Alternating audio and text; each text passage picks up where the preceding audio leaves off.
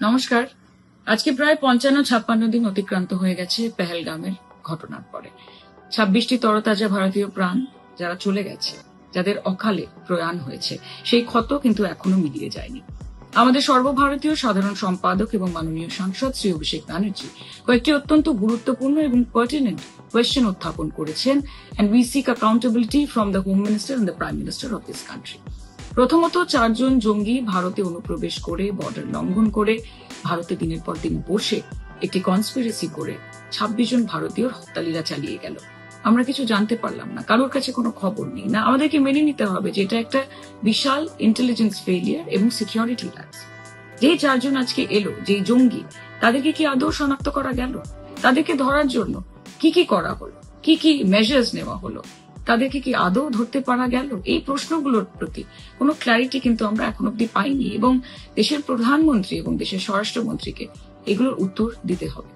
আজকে যে IB chief, যার দায়িত্বে থাকাকালীন এরকম একটি ব্যাপক দুর্ঘটনা ঘটলো, তার কাছে না কোনো রকমের উত্তর চাওয়া হলো, না কোনো এক্সপ্লেনেশন চাওয়া হলো, না কোনো কৈফিয়ত চাওয়া হলো। উল্টে 1 বছর তার কাজের মেয়াদ বাড়িয়ে দেওয়া হলো, অর্থাৎ তাকে পুরস্কৃত করা হলো।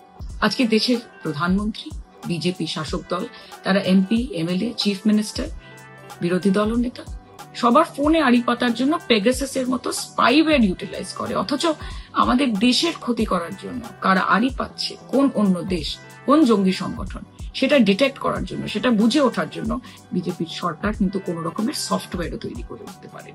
এটাও আমাদের কাছে অত্যন্ত লজ্জার।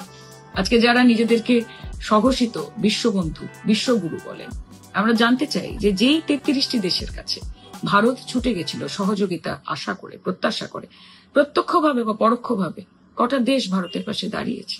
শুধু মুখে বললে হয় না, কাজে প্রমাণিত করতে হয়। উল্টো দিকে আমরা দেখলাম এরকম নিকৃষ্ট মানের ঘটনা ঘটানোর পরেও পাকিস্তান কিন্তু ওয়ার্ল্ড ব্যাংক এবং IMF এর কাছ থেকে 1 বিলিয়ন এবং 40 বিলিয়ন লোন স্যাংশন পেল। কি হিসেবে? আর্থিক সহায়তা, ফিনান্সিয়াল অ্যাসিস্ট্যান্স এবং দীর্ঘ মেয়াদী বিনিয়োগ, লং টার্ম ইনভেস্টমেন্ট হিসেবে। কাজে প্রশ্ন আমাদের মনে অনেক, কিন্তু উত্তর দিতে বিজেপির সরকার ব্যর্থ। আজকে এক্সটার্নাল অ্যাফেয়ার্স মিনিস্ট্রির পেছনে বিগত 10 বছরে 2 লক্ষ কোটি টাকা খরচা করা হয়েছে। এই টাকা আপনার আমার সাধারণ মানুষের ট্যাক্সের টাকা, অর্থাৎ ভারতের জনগণ, তারা দেশের অগ্রগতির জন্য সর্বস্বটা দিচ্ছে।